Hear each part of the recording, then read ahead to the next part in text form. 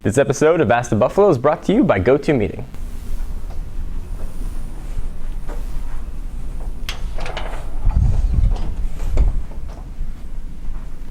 Oh, hey there, camera that I didn't see, that I asked you to set up and film me as I walk in the door.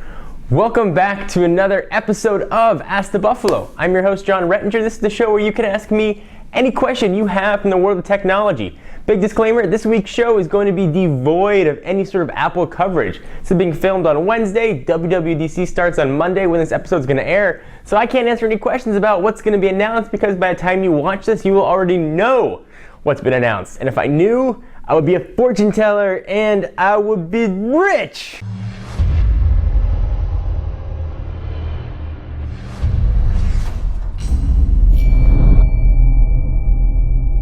User TechGeek96 asks, hey John, there's been a lot of great phones, tablets, and games at E3. From everything that you've seen, what are you most excited about? I might lose a little bit of my gaming cred for this answer, but I'm most excited about new Super Mario Bros. U. I know it's simple, maybe it brings me back to a nostalgic time when I remember sitting in my parents' library playing the original Super Mario Bros. And I loved it. And it's the same thing, just better graphics and a little bit of new items. That's what I'm most excited about. I had a chance to play it at E3. It was a lot of fun. You can take advantage of the same Wiimotes that we've seen on the new Super Mario Bros. Wii. You can play up to 4 players, but a 5th player can use the new Wii controller tablet multi-purpose thingy to sort of add or subtract items. We had a chance to play with that also at E3. It didn't really add that much, but it is an option for technically a 5th player. It was cool to see the Wii U's graphics prowess. And to be honest, the graphics look like first year or second year Xbox 360 or PS3 games. I had a chance to see games like Arkham City, and they looked good. It was nice to see Nintendo finally step up to this generation as far as graphics go, and maybe their characters even be able to talk without having to put text boxes. I wish they had shown some sort of Zelda game or a Mario Kart game. If you guys know, we get into some heated Mario Kart here in Techno Buffalo office, so I would have liked to have seen what the next generation battles are going to look like. From a more geeky standpoint, Halo 4 has got to be one of the titles that I was most excited about. Really cool to see the fight continue. It wasn't technically finished like they promised us in Halo 3. We got a new race and new enemies to fight. Also, we had a chance to see Resident Evil 6, which looked incredible. The graphics looked absolutely unbelievable for this game. If you're a Resident Evil fan, it really got back to that, what made Resident Evil awesome. User Flying Navy Wavy Tube Thing asks, everyone is talking about WWDC coming up, but it seems like everyone's forgotten about Google I/O also coming soon. What possible new software and or hardware could Google show off at I/O? Great question. Actually, late last week, we ran an exclusive story saying Google is going to be debuting and giving out to those in attendance their new Nexus tablet. It's going to be a 7-inch tablet powered by NVIDIA's Tegra 3 processor, built by the folks at Asus.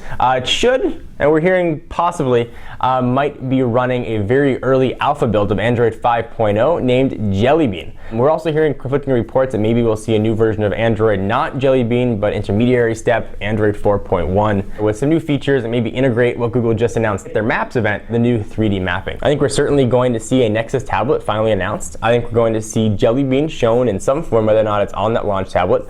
We may also see the next generation Nexus phone as well. The Galaxy Nexus, I know, is newly minted, but that doesn't mean much in the Android world. There's always something new coming. So we may actually see the next Galaxy phone. Perhaps there'll be even 7 variants or 6 variants from different manufacturers that we've been hearing. So hopefully that helps answer your question and helps you get your Android on as we slowly come up to Google I/O. Sean W. wants to know, hey John, I've been thinking of purchasing a PS Vita for a long time. Looking at the Sony E3 press conference, do you think it looks like a strong time to purchase one? Thanks from the United Kingdom. So the PS Vita is kind of an interesting thing. Either you love it or you hate it. You either are a dedicated hardcore gamer and you really like to have that PS3 quality gameplay on a mobile world, or you do most of your games on your iPhone or Android device. You don't really need a dedicated console. I fall maybe somewhere even in the middle. I love the PS Vita. In fact, on a plane ride to the East Coast, I busted through the entire Mortal Kombat game and I absolutely loved it. I get my Rayman on there as well. It's a great console. And at E3, I had a chance to play with the new Little Big Planet game,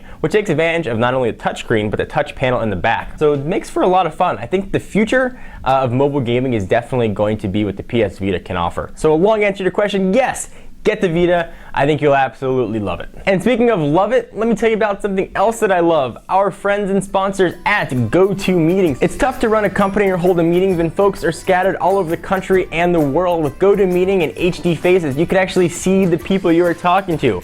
So we hold our weekly staff meetings. I could look at Sean in the face, even though he's in Missouri. I could look at Noah, even though he's in Northern California. I can see the staff all over the country right face to face, and I can see their eyes and I can tell if they're looking around doing something else when they should be paying attention to me. And you can too. You don't have to do it just on your computer. You can actually use your iPad as well to get your GoToMeeting on. It's a great tool for collaboration and being able to see people face to face, and GoToMeeting really offers that. Techno Buffalo viewers can try GoToMeeting free for 30 days. Don't wait for the special offer. Go to gotomeeting.com, click the Try It Now button, and use promo code TECHNO, and you get it free for 30 days. So try it, give it a whirl, maybe you'll like it. Back to the question. So our last question comes from Twitter. User at jman837 asks, hey John, what degrees do you have for owning a company like yours? So personally, I've got a bachelor's degree in liberal arts, which really prepared me for nothing. I graduated from the University of Rochester back in 2003 with a degree in